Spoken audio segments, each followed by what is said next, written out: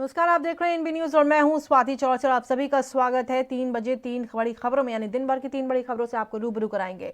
और चलिए अब आपको लिए चलते हैं क्या है ये 3 बड़ी खबरें, वो आपको बता देते हैं। लेकिन सबसे पहले बात करेंगे कोरोना महामारी की। तो आज कोरोना संकट पर प्रधानमंत्री नरेंद्र मोदी ने 8 राज्यों के मुख्यमंत्रियों के साथ बैठक की है, जिसमें पीएम मोदी ने साफ किया है कि अभी कोरोना वैक्सीन आने का कोई समय तय नहीं है और क्या कुछ खास रहा इस बैठक में, इस पर हम आगे चर्चा करेंगे। इसके साथ ही बात करेंगे महाराष्ट्र की, जहां एक बार फिर से सरकार गिराने की कोशिश शुरू हो गई है। क्या है पूरा मामला, इस पर भी हम चर्चा करेंगे। और आखिर में बात करेंगे लव जिहाद की। तो आज योगी सरकार को इलाहाबाद कोर्ट ने बड़ा झटका दिया है। तो चलिए अब इन तमाम खबरों पर विस्तार से हम चर्चा कर लेते हैं। लेकिन सबसे पहले बात करेंगे कि क्या कुछ कहा प्रधानमंत्री मोदी ने। तो प्रधानमंत्री मोदी ने आज कोरोना से प्रभावित राज्यों के मुख्यमंत्रियों के साथ चर्चा की है। और आपको बता दें, इस बैठक में कुल 8 राज्यों के मुख्यमंत्री शामिल हुए, जिसमें दिल्ली, गुजरात, बंगाल, महाराष्ट्र के मुख्यमंत्री मौजूद रहे। बैठक में दिल्ली के सीएम अरविंद केजरीवाल की ओर से अतिरिक्त बेड्स की मांग की गई। तो वहीं गृह मंत्री अमित शाह ने राज्यों के से सतर्कता बरतने को कहा है। इधर प्रधानमंत्री नरेंद्र मोदी ने आज कोरोना वैक्सीन को लेकर के बड़ा बयान दिया। पीएम ने कहा कि वैक्सीन कब आएगी इसका वक्त हम तय नहीं कर सकते, बल्कि ये वैज्ञानिकों के हाथ में है। पीएम मोदी ने आज 8 राज्यों के मुख्यमंत्रियों के साथ बैठक में ये बात कही। उन्होंने कहा कि कुछ लोग इस मसले को राजनीतिक रंग दे रहे हैं, लेकिन किसी को राजनीति करने से नहीं रोका जा सकता। इधर प्रधानमंत्री नरेंद्र मोदी के साथ कोरोना संकट पर हुई बैठक में पंजाब के मुख्यमंत्री कैप्टन अमरिंदर सिंह भी शामिल नहीं हुए हैं।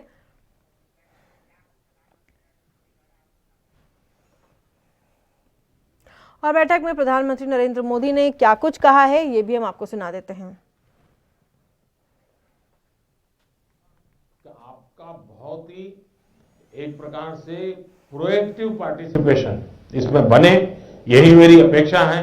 लेकिन मैंने पहले ही कहा, वैक्सीन अपनी जगह पे है, वो काम होना है, करेंगे, लेकिन कोरोना की लड़ाई जरा भी ढीली नहीं पड़नी चाहिए, थोड़ा सा भी ढिलास नहीं आनी चाहिए।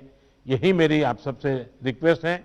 आज मेरी तमिलनाडु और पुडुचेरी के मुख्यमंत्रियों से बात करने का मुझे अवसर मिला। आंध्र से मैं फोन नहीं कर पाया था सुबह।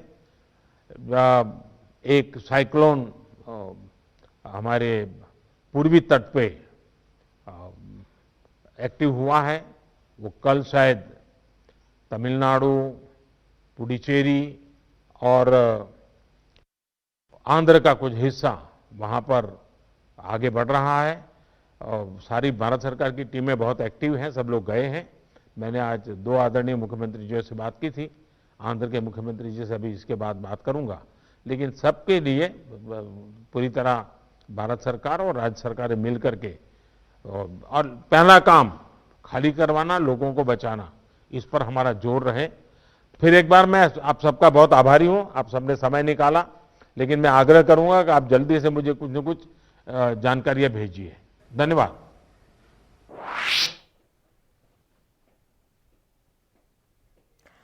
तो अभी आपने देखा कि क्या कुछ कहा है प्रधानमंत्री ने इस बैठक के बाद। ये आपको बता दें कि डिजिटल कॉन्फ्रेंसिंग की गई थी, यानी कि वीडियो कॉन्फ्रेंसिंग के जरिए तमाम राज्यों के नेताओं मुख्यमंत्रियों के साथ प्रधानमंत्री नरेंद्र मोदी ने बैठक की। बैठक में पंजाब के सीएम शामिल नहीं हुए। वहीं वैक्सीन वितरण पर भी उद्धव ठाकरे ने जानकारी दी है, महाराष्ट्र के मुख्यमंत्री ने। और आपको बता दें कि प्रधानमंत्री ने साफ कहा है कि वैक्सीन कब तक आएगी ये हम नहीं कह सकते हैं, ये वैज्ञानिकों के हाथ में है। लेकिन स्थिति पर काबू पाने के लिए जैसे अभी तक हम लोग सजग रहे हैं, वैसे ही सजग रहना चाहिए और मास्क लगा करके रखना चाहिए। बार बार हाथ सैनिटाइज करिए या फिर बार बार हाथ साबुन से धोते रहिए।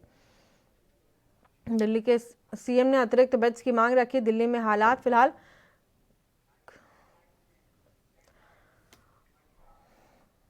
और इसी खबर पर हमारे संवाददाता राजीव तिवारी हमारे साथ जुड़ गए हैं। राजीव, आज आपने भी देखा होगा कि जिस तरीके से प्रधानमंत्री नरेंद्र मोदी ने तमाम राज्यों के मुख्यमंत्रियों से बात की है और सजग रहने के लिए कहा है, साथ ही साथ दिल्ली के मुख्यमंत्री ने 1000 बेड्स की और मांग कर डाली है। राजीव, देखिए, बिल्कुल सही कहा आपने। एक चीज तो स्पष्ट है, जिस तरीके से आज वीडियो कॉन्फ्रेंसिंग के जरिए जो नरेंद्र मोदी जी ने बैठक की थी और उसके अंदर तमाम जो राज्यों के, यानी कि 8 राज्यों के सीएम मौजूद जरूर हुए थे वीडियो कॉन्फ्रेंसिंग के जरिए। मगर दिल्ली की बात करें तो दिल्ली के जो मुख्यमंत्री अरविंद केजरीवाल है, उन्होंने 1000 बेडों की और डिमांड की है। यानी कि पहले ही केंद्र सरकार की तरफ से 750 बेड की देने की बात की गई थी और 250 बेड मिल भी चुके हैं, और भी जो 500 बेड देने हैं वो भी मिल जाएंगे। मगर कहीं ना कहीं अब जो 1000 बेडों की मांग की है, तो उससे साफ स्पष्ट होता है कि दिल्ली के अंदर स्थिति काफी डरावनी हो चुकी है, और उसी को कंट्रोल करने के लिए प्रधानमंत्री नरेंद्र मोदी जी के द्वारा और अमित शाह के द्वारा एक अपील जरूर की गई है कि जनता को जागरूक कीजिए, जनता को सोशल डिस्टेंसिंग के लिए कहिए, और यहाँ तक कि मास्क लगाने के लिए कहिए, क्योंकि जिस तरीके से लगातार ये प्रक्रिया करनी होगी वो जरूर कारगर होगी। और तो कहीं ना कहीं जैसे पहले लॉकडाउन के अंदर यही देखने को मिला था कि प्रधानमंत्री जी ने जो अपील की थी जनता से, वो कहीं ना कहीं कारगर नजर आई थी। मगर बात करें जिस तरीके से अब कहीं ना कहीं जो स्थिति बिगड़ रही है, उसके लिए भी जनता ही कहीं ना कहीं आप आगे कदम उठाएगी, और कहीं ना कहीं जो 1000 बेडों की डिमांड है वो भी केंद्र सरकार पूरी करेगी। मगर कब तक करेगी ये स्पष्ट नहीं हुआ। मगर हाँ, वैक्सीन के लिए जरूर कहा गया है, क्योंकि वैक्सीन कब तक आ जाएगी ये अभी स्पष्ट नहीं है, क्योंकि वैज्ञानिक पे लगे हुए हैं। और वैक्सीन जैसे ही तैयार हो जाएगी और जैसे ही मार्केट में उतरेगी, भारत के अंदर तमाम राज्यों के अंदर वैक्सीन उपलब्ध कराई जाएगी केंद्र सरकार के द्वारा। जी राजीव, जिस तरीके से आप ये तमाम जानकारी देते हैं, और आपको बता दें कि प्रधानमंत्री ने ये भी कहा है कि सबसे पहले जब वैक्सीन मिलेगी तो वो जो जितने भी हमारे हेल्थ वर्कर्स हैं सबसे पहले उनको दी जाएगी, उनके लिए प्राथमिकता रखी जाएगी, क्योंकि उनको ज़रूरी है उन्हें वैक्सीनेशन वो दिया जाए, क्योंकि वो ही होंगे जो आगे चल करके तमाम लोगों को वैक्सीनेशन देंगे।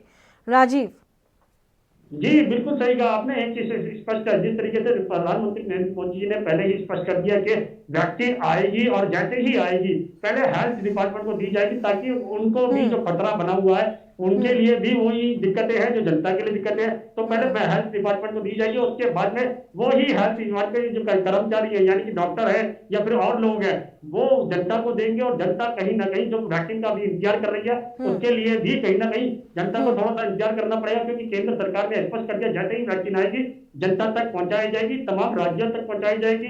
मगर उसके अंदर थोड़ा समय लगेगा। उससे पहले सोशल डिस्टेंसिंग और मास्क का यूज करना जरूरी है, और सैनिटाइजर का यूज करना जरूरी है। तो कहीं ना कहीं राज्य सरकारों के लिए ये जरूर है कि राज्य सरकारें अपनी जनता का, यानी कि अपने राज्य की जो जितनी भी जनता है उनको ये सोशल डिस्टेंसिंग के लिए कहे, मास्क के लिए कहे, और कहीं ना कहीं जो सैनिटाइजर के लिए कहे, ताकि हाथों को बार बार साफ करते रहे, ताकि वायरस का खतरा कम से कम हो। जी राजीव, बीते दिनों ये भी सुगबुगाहट उठी थी कि क्योंकि दिल्ली में कोरोना केसेस जो हैं वो विस्फोट हो रहा है, बहुत ज़्यादा संख्या में केसेस सामने आ रहे हैं, तो ये भी सुगबुगाहट हुई थी कि फिर से वहाँ पर भी जैसे बाकी राज्यों की तर्ज पर दिल्ली में भी मिनी लॉकडाउन लगाया जाएगा।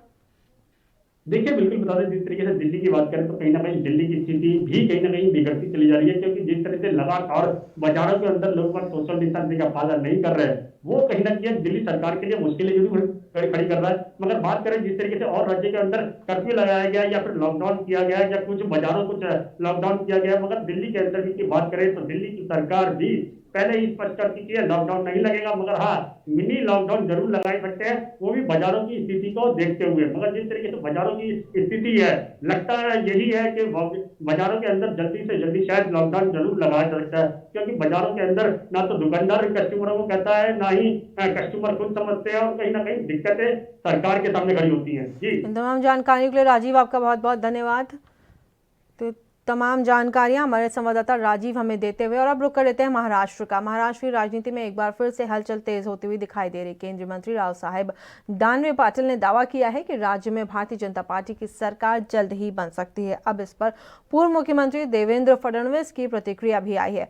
उन्होंने कहा है कि इस बार शपथ ग्रहण समारोह सही समय पर होगा, सुबह के वक्त नहीं होगा। दरअसल सोमवार को जब देवेंद्र फडणवीस से मीडिया ने बीजेपी के सरकार बनाने के दावे पर सवाल किया, तो उन्होंने कहा कि जब राज्य में महाराष्ट्र विकास अघाड़ी की सरकार गिर जाएगी, उसके बाद सही समय पर शपथ ग्रहण समारोह होगा। इस बार सुबह के वक्त शपथ नहीं ली जाएगी, लेकिन ऐसे वाक्यों को याद नहीं किया जाना चाहिए। आपको बता दें कि महाराष्ट्र में विधान परिषद के चुनाव प्रचार के दौरान केंद्रीय मंत्री राव साहेब दानवे ने कार्यकर्ताओं से कहा कि यह मत समझो कि राज्य में बीजेपी की सरकार नहीं बनेगी। आपको साफ साफ बता रहा हूं, आने वाले 2-3 महीनों में महाराष्ट्र में हमारी सरकार बनने जा रही है, और आप लोग इसे याद रखिएगा। वहीं दूसरी तरफ शिवसेना ने बीजेपी के इन बयानों पर पलटवार किया है। शिवसेना सांसद संजय राउत ने पलटवार करते हुए कहा कि आज पिछले साल 3 दिन के लिए बनी सरकार की सालगिरह है। हमारी सरकार अगले 4 साल भी पूरा करेगी। विपक्षी पार्टियां निराश होकर ऐसी बातें करती हैं। वो भी अच्छी तरह से जानते हैं कि महाराष्ट्र के लोग महाविकास आघाड़ी के साथ हैं।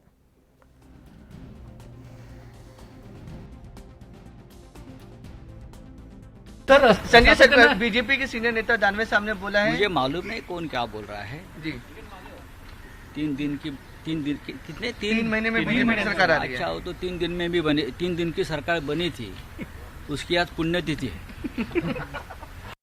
आपको मालूम है क्या? जो 3 दिन की सरकार बनी थी उसकी आज पुण्यतिथि है। 3 दिन पहले बनी थी, आज के दिन मर गई। तो ये 3 दिन 30 दिन वाली बात छोड़ दीजिए। ये सरकार पूरे 4 साल पूरी करेगी। 1 साल हो गया सरकार को और 4 साल पूरी करेगी। अबे अपोजिशन के जो नेता है बड़े, वो फ्रस्ट्रेशन में इस प्रकार की बात कहते हैं क्योंकि सभी उनके प्रयास फेल हो गए और उनको मालूम है महाराष्ट्र की जनता ये सरकार के साथ है और 3 पार्टी की सरकार बनने के बावजूद भी सरकार पूरे देश में अगर कोई मजबूत सरकार होगी तो महाराष्ट्र की सरकार। और इसी खबर पर चर्चा करने के लिए सत्यप्रकाश सोनी हमारे संवाददाता मुंबई से जुड़ गए हैं। सत्यप्रकाश, जिस तरीके से टीका टिप्पणी हो रही है, जहां एक तरफ बीजेपी दावा कर रही है कि एक बार फिर से बीजेपी सरकार बनाने जा रही, तो वहीं संजय राउत पीछे हटते हुए नजर नहीं आ रहे, बल्कि कह रहे हैं कि 3 दिन की सरकार की पुण्यतिथि है आज। सत्यप्रकाश, देखिए स्वाति, बीजेपी सरकार लगातार एक कोशिश कर रही है कि जैसे ही मौका मिले वो सत्ता में काबिज हो जाए। इसके लिए बीजेपी सरकार हर किसी मुद्दे को बड़ी गंभीरता से ले रही है। जिस तरह से आपने देखा कभी पिछले दिनों में बिजली के बिल को लेकर बीजेपी सरकार ने पूरे देश में जो है आंदोलन किया और ये अडानी को कहते हुए साफ तौर पे कहा कि शिवसेना सरकार जो है शुरुआती दौर में कर रही थी कि बिजली बिल को लेकर हम कटौती में जो बढ़ोतरी हुई उसको कटौती करवाएंगे, लेकिन जैसे दिवाली बीत गई शिवसेना सरकार जो है इसको भूल गई। तो जाहिर तौर पर शिवसेना सरकार अडानी से मिलकर अब सिर्फ अपनी जेबों को भरने की बात कर रही है।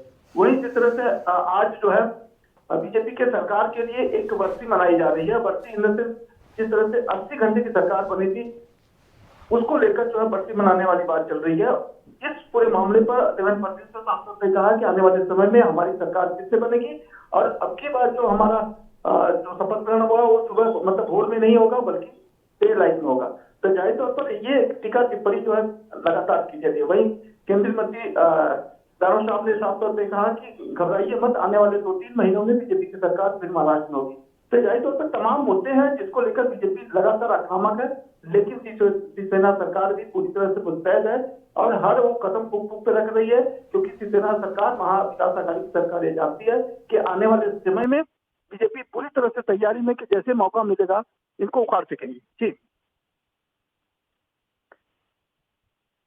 जिस तरीके से आपने तमाम जानकारियां दी हैं कि महाराष्ट्र में जिस तरीके के समीकरण बन रहे हैं, आप बेहतर जानते हैं क्योंकि आप मुंबई में वहां पर हैं, कि जहां एक तरफ बीजेपी दावा कर रही है कि हम जल्द सरकार बनाएंगे, वहीं संजय राउत भी घेर रहे थे और कह रहे थे कि हमारी ही सरकार रहने वाली है अगले 4 साल तक। सत्यप्रकाश, इन तमाम जानकारियों के लिए आपका बहुत बहुत धन्यवाद। तो आपको बता दें कि इस बार सुबह सवेरे नहीं बल्कि शाम के समय या फिर सही समय पर सरकार बनेगी और शपथ ली जाएगी, ये कहना है देवेंद्र फडणवीस का, जो कि महाराष्ट्र के पूर्व मुख्यमंत्री रहे हैं। आपको बता दें कि 3 दिन के लिए सरकार बनी थी और उसकी आज पुण्यतिथि है, ये कहना है संजय राउत का। संजय राउत लगातार कटघरे में घेरते हुए बीजेपी को।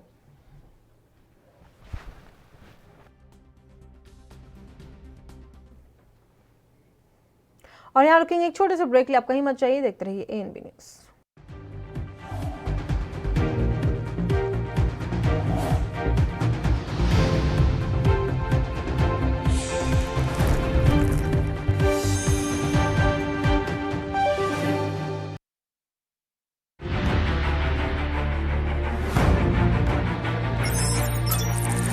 खबर चाहे सियासत की हो या सरकार की, खबर चाहे भ्रष्टाचार की हो या गुनहगार की, दिन भर में क्या रहा देश जगत का हाल, किस मुद्दे ने बनाई किसकी सरकार, रखते हैं हम सब पर नजर, पहुंचाते हैं हम हर खबर।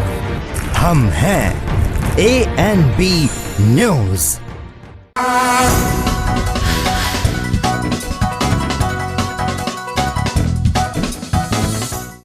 क्या आप दुबले पतले कमजोर हैं, आपकी सेहत नहीं बनती? भूख कम लगती है, वजन नहीं बढ़ता? दरअसल मेन बात खाना पीना खाना नहीं है, मेन बात है खाया पिया लगना। और अगर खाया पिया लगेगा ही नहीं तो सेहत बनेगी कैसे? इसलिए हमारी संस्था सन्यासी आयुर्वेदा ने एक ऐसी दवा बनाई है जो कि आपके पाचन तंत्र को, आपके लीवर सिस्टम को ठीक करने का काम करती है, ताकि आप जो भी खाएं उसका पूरे का पूरा निचोड़ आपके शरीर को लगे, आपकी भूख बढ़े, खाया पिया सही से लगे, नया खून बने, हड्डियों में जान आए, वजन बढ़े, ताकत बढ़े, चेहरे पर नूर आए और आप मोटे तगड़े खूबसूरत पर्सनैलिटी के मालिक बन जाएं। यह दवा पूरी तरह से आयुर्वेदिक होती है। इसका शरीर पर कोई भी साइड इफेक्ट, कोई भी नुकसान या दुष्प्रभाव नहीं होता।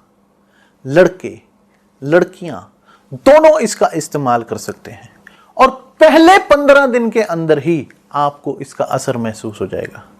सिर्फ 650 रुपए की पूरे 1 महीने की दवा होती है और आप इसे घर बैठे 01145454545 पर फोन करके दवा मंगवा सकते हैं। लखनऊ से लेकर चंडीगढ़ तक, मुंबई से लेकर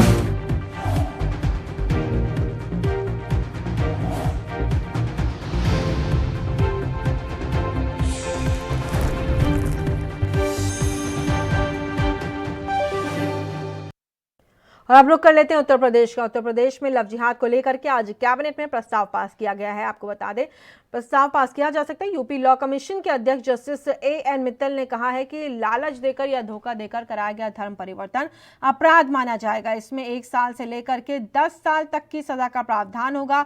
शादी के मामलों में 1 से 3 साल तक की सजा होगी। वहीं अगर पीड़ित माइनर अनुसूचित जाति जनजाति का है तो सजा 5 साल की होगी। इसके अलावा अगर सामूहिक धर्म परिवर्तन कराया जाता है तो सजा 10 साल की होगी। लेकिन इन सब के बीच दूसरी तरफ इलाहाबाद हाईकोर्ट ने योगी सरकार को झटका दिया है। कोर्ट ने कहा है कि अपनी पसंद का जीवन साथी चुनना किसी भी व्यक्ति का मौलिक अधिकार है। साथ ही हाईकोर्ट ने टिप्पणी की और कहा कि अलग अलग धर्म या जाति का होने की वजह से किसी को साथ रहना या शादी करने से नहीं रोका जा सकता। लव जिहाद मामले पर दाखिल अर्जी पर सुनवाई करते हुए कोर्ट ने कहा है कि सरकार परिवार या किसी व्यक्ति को उनके रिश्ते पर ऐतराज करने और विरोध करने का कोई भी अधिकार नहीं है।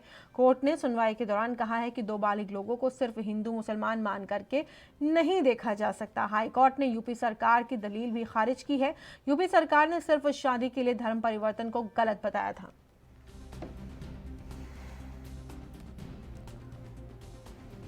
और इसी खबर पर हमारे संवाददाता पुनीत मोहन हमारे साथ जुड़ गए हैं, उनसे चर्चा कर रहे थे। पुनीत, ये बड़ा झटका लगा है योगी सरकार को। कोर्ट ने साफ साफ कह दिया है कि ये मौलिक अधिकार है, यानी कि आप पसंद का जीवन साथी चुनना किसी भी व्यक्ति का मौलिक अधिकार है, उसका आप खंडन नहीं कर सकते। पुनीत, देखिए, सीधे तौर पे जिस तरीके से कुशीनगर का ये मामला है, सलामत अंसारी और प्रियंका जो अब आलिया हो गई हैं, प्रियंका के परिजनों ने एफआईआर दर्ज कराई थी सलामत के खिलाफ, जिसमें पास्को एक्ट तक की कार्रवाई करने की बात कही थी। पास्को एक्ट में की धाराओं में मुकदमा दर्ज किया गया था और यूपी सरकार कहीं ना कहीं सीधे तौर पर पैरवी हो रही थी और हाईकोर्ट से आज एक बड़ा झटका यूपी सरकार को लगा है।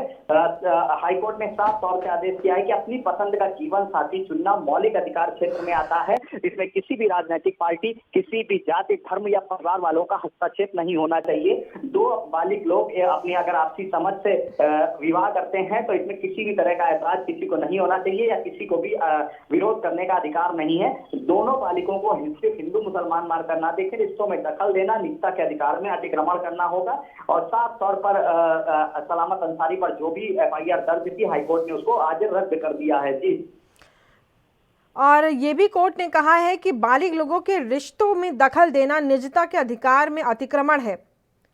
पुनीत, देखिए, सीधे तौर पर जिस तरीके से लव जिहाद से जोड़ करके इस मामले को देखा जा रहा था और जो पीड़िता की मां थी, प्रियंका की मां थी, उन्होंने सलामत अंसारी पर पास्को एक्ट में कार्रवाई की मुकदमा दर्ज करवाया था और ये आरोप लगाया था कि उसकी बेटी को बहला फुसला करके धर्म परिवर्तन कराया गया है। लेकिन आज जिस तरीके से फैसला आया है, सरकार हाईकोर्ट ने साफ तौर से सरकार को भी कहीं ना कहीं सरकार की जो दलील थी उसको भी खारिज किया है और सलामत अंसारी पर जो FIR दर्ज थी उसको भी रद्द किया है। ठीक है, लेकिन अब जिस तरीके से पुनीत जिस तरीके से लेकिन सरकार कानून बनाने जा रही, पहले मध्य प्रदेश में भी अब लव जिहाद को लेकर के कानून बनाने की प्रक्रिया शुरू हो गई है, वहीं अब यूपी में भी इसी की तर्ज पर कानून बनाने की कोशिश की जा रही। अब ऐसे में इस तरीके का कोर्ट से फैसला आना कितना बड़ा झटका होगा इस कानून को बनाने के लिए लगी हुई योगी सरकार के लिए? देखिए, सीधे तौर पे योगी सरकार जो कानून बना रही है उसमें लव जिहाद नाम का कोई शब्द नहीं है, क्योंकि लव जिहाद कानूनन कहीं दर्ज नहीं, लेकिन असली उद्देश्य लव जिहाद को रोकना ही है। ऐसे में कानपुर, मेरठ में जो मामले सामने आए थे, सहारनपुर में जो लव जिहाद के कई मामले सामने आए थे, उसको देखते हुए योगी सरकार एक कानून बनाना चाहती थी जिसमें लव जिहाद जैसे मामले होने पर सीधे तौर पर 5 साल की सजा थी और इसमें जो सहयोग करेंगे उनको भी सजा है, गैर जमानती वारंट। लेकिन आज जिस तरीके से दलील खारिज हुई है, कहीं ना कहीं एक बड़ा झटका है योगी सरकार को। लेकिन सरकार का कहना है कि वो नारियों के सम्मान के लिए, उनकी सुरक्षा के लिए इस कानून को बना रही है। अगर कोई दूसरे धर्म में शादी करना चाहता है तो उसको 1 महीने पहले DM को एफिडेविट देना होगा, लेकिन अगर बहला फुसला करके किसी महिला का धर्म परिवर्तन कराया जाएगा और विवाह के लिए, तो कहीं ना कहीं आपराधिक मामलों में FIR दर्ज होगी और जो भी युवती रहेगी उसके परिजनों की ओर से ब्लड डोनेशन का कोई भी व्यक्ति अगर एप्लीकेशन देता है तो FIR दर्ज करी जाएगी। जी उन्हीं जिस तरीके से आपने तमाम जानकारियां दे रहे हैं कि जिस तरह से आपने बताया है कि अगर लव जिहाद जैसा कोई शब्द नहीं, तो किन चीज़ों को अहमियत देखते हुए अब ये कानून बनाने की तैयारी में है योगी सरकार? पुनीत, देखिए, सीधे तौर पर कहीं ना कहीं लव जिहाद एक असल मुद्दा है, लेकिन कानूनी शब्द लव जिहाद नहीं है। ऐसे में धर्म निषेध कर एक ड्राफ्ट तैयार किया गया है और जिसको आज कैबिनेट में प्रस्तुत भी किया जाएगा। कैबिनेट में पास होने के बाद इसे जो आगामी विधानसभा सत्र है उसमें कहीं ना कहीं बहुमत से पास कराया जाएगा। लेकिन जिस तरीके से आज योगी सरकार की दलील खारिज हुई है, विपक्ष को भी एक मौका मिलेगा, क्योंकि हाईकोर्ट ने इसे निजता का अधिकार का हनन कहा है। और संजय सिंह जो आम आदमी पार्टी के राज्यसभा सांसद हैं, उन्होंने पहले ही योगी सरकार के इस ड्राफ्ट के खिलाफ आवाज उठाई थी और कहा था कि ये लोगों की निजता के अधिकार का हनन है, उनके मौलिक अधिकार के जो अधिकार हैं उसके खिलाफ सरकार काम कर रही है, क्योंकि सरकार को शादी ब्याह के मामलों में हस्तक्षेप नहीं करना चाहिए। 2 बालिग लोग किसी भी जाति, किसी भी धर्म के, चाहे वो युवक हो या युवती हो, उनको अगर अपनी पसंद से विवाह कर रहे हैं तो किसी को भी अधिकार नहीं है। और आज किस तरीके से हाईकोर्ट ने इस मामले में टिप्पणी करी है, अब देखने वाली बात होगी कि बीजेपी की योगी सरकार का रुख क्या होता है। जी, इन तमाम चर्चा के लिए पुनीत आपका बहुत बहुत धन्यवाद। तो हमारे संवाददाता पुनीत हमारे साथ जुड़े हुए थे, तमाम मुद्दे पर चर्चा की उन्होंने कि किस तरीके से अब आगे के लिए राह कठिन हो सकती है योगी सरकार की। हालांकि लव जिहाद शब्द उन्होंने कहा है कि ऐसा कोई शब्द क्योंकि नहीं है कानूनी तौर पे, लेकिन आगे अब देखना होगा कि किन किन चीज़ों को लेकर के जब ये कानून बनेंगे तो किन किन मुद्दों को रखा जाएगा कि इन परिस्थितियों में अगर किसी महिला को धर्मांतरण कराया जाता है, किन परिस्थितियों में कराया जाता है, उसकी रजामंदी है कि नहीं, या किसी दबाव के तहत उससे उसका धर्म निर्मांतरण कराया जाता है, और आगे क्या कुछ होगा ये निकल करके सामने आएगा कि जब विधानसभा में चर्चा के लिए जाएगा ये कानून।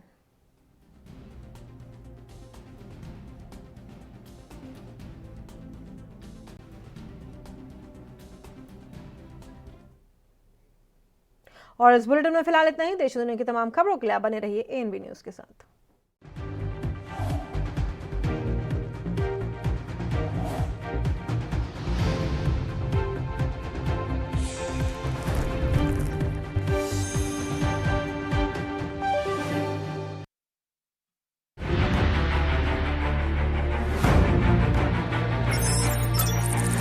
खबर चाहे सियासत की हो या सरकार की,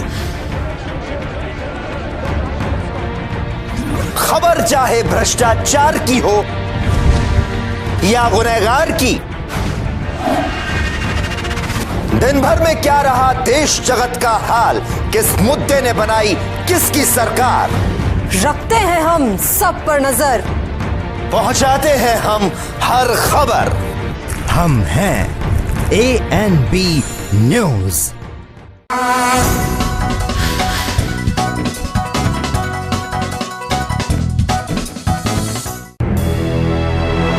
लखनऊ से लेकर चंडीगढ़ तक, मुंबई से लेकर रायपुर तक, क्या है राजनीति की हलचल, क्या है समाज का मिजाज। राजधानी लाइव, हमारी नजर, आपका फैसला, हर रोज सुबह 8 बजे सिर्फ ANP न्यूज पर।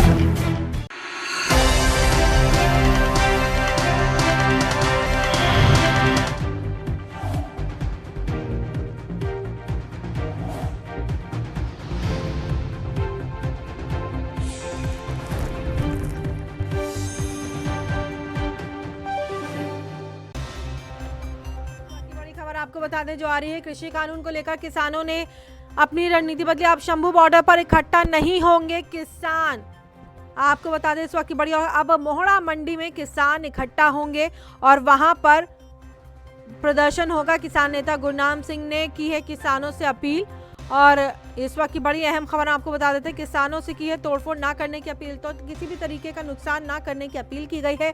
किसानों ने अपनी रणनीतियां बदली है। अब उन्होंने जिस स्थान पर पहले प्रदर्शन करने जाते, अब शंभू बॉर्डर पर इकट्ठा नहीं होंगे किसान, बल्कि अब दूसरी जगह यानी कि अब मोहड़ा मंडी में किसानों को एकत्रित होना है और वहां पर शांति।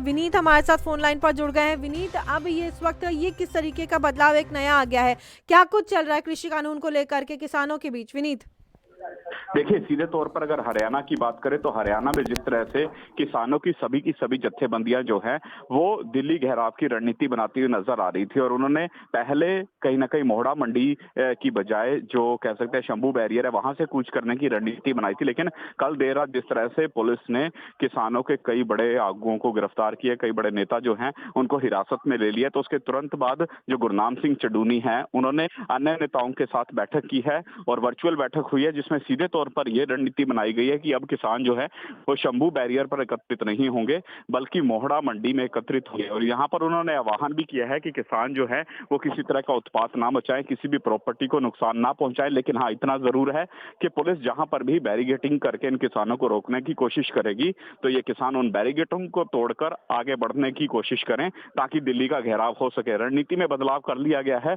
और सभी के सभी जो हरियाणा का किसान है, खास करके जो यमुनानगर की बात करें, अंबाला की बात करें या फिर आसपास के इलाकों के किसानों की बात करें, उनके इन तमाम जानकारियों के लिए विनीत आपका बहुत बहुत धन्यवाद। तो अब किसानों ने अपने कार्यक्रम में बदलाव किया है।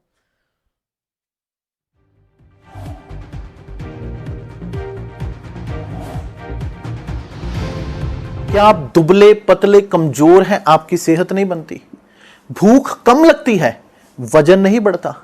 दरअसल मेन बात खाना पीना खाना नहीं है, मेन बात है खाया पिया लगना। और अगर खाया पिया लगेगा ही नहीं तो सेहत बनेगी कैसे? इसलिए हमारी संस्था सन्यासी आयुर्वेदा ने एक ऐसी दवा बनाई है जो कि आपके पाचन तंत्र को, आपके लीवर सिस्टम को ठीक करने का काम करती है, ताकि आप जो भी खाएं उसका पूरे का पूरा निचोड़ आपके शरीर को लगे, आपकी भूख बढ़े, खाया पिया सही से लगे, नया खून बने, हड्डियों में जान आए, वजन बढ़े, ताकत बढ़े, चेहरे पर नूर आए और आप मोटे तगड़े खूबसूरत पर्सनैलिटी के मालिक बन जाएं। यह दवा पूरी तरह से आयुर्वेदिक होती है। इसका शरीर पर कोई भी साइड इफेक्ट, कोई भी नुकसान या दुष्प्रभाव नहीं होता। लड़के लड़कियां दोनों इसका इस्तेमाल कर सकते हैं और पहले 15 दिन के अंदर ही आपको इसका असर महसूस हो जाएगा। सिर्फ 650 रुपए की पूरे 1 महीने की दवा होती है और आप इसे घर बैठे 01145454545 पर फोन करके दवा मंगवा सकते हैं। लखनऊ से लेकर चंडीगढ़ तक, मुंबई से लेकर रायपुर तक, क्या है राजनीति की हलचल, क्या है समाज का